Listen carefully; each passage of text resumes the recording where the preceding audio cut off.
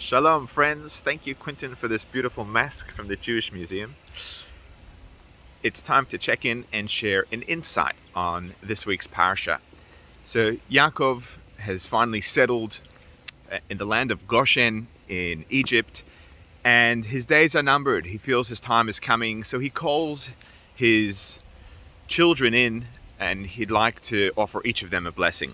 And he goes through each and every one of them, a separate blessing, a specific blessing, really tailored to that child's personality and character.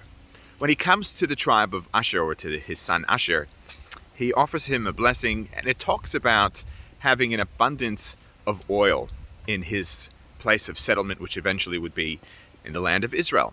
And years later, when Moses is giving his blessings to the tribes, he too blesses the tribe of Asher using that same anecdote of having an abundance of oil. Now, oil in Judaism and Jewish thought is often linked to wisdom.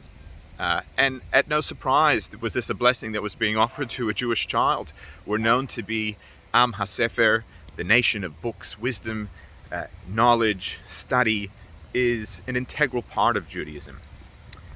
Yet there's something interesting that Moses adds to his blessing to Asher when he talks about this oil and the wisdom.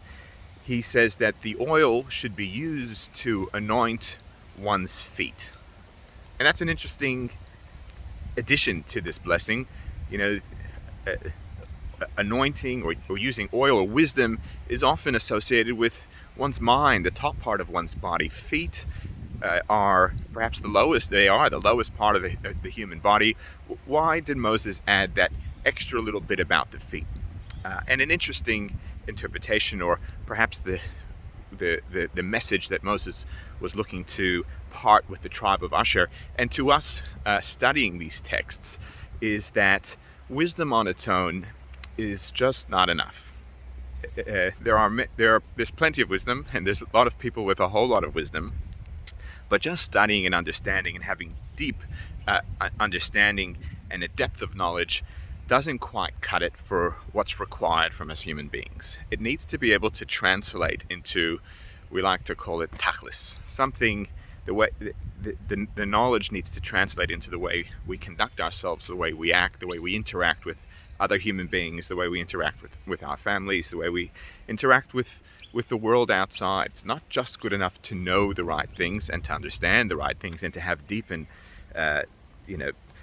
real keen understanding into the meanings behind it, but it really needs to translate it into the way we walk, into the direction that we place our feet, that takes our bodies and ourselves as a whole in our journey of life.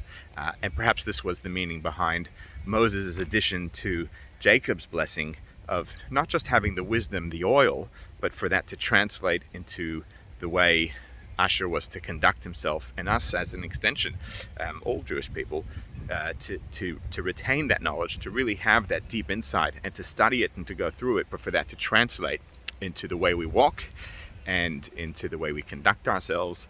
And I'll leave you with that thought and wish you all a Shabbat Shalom.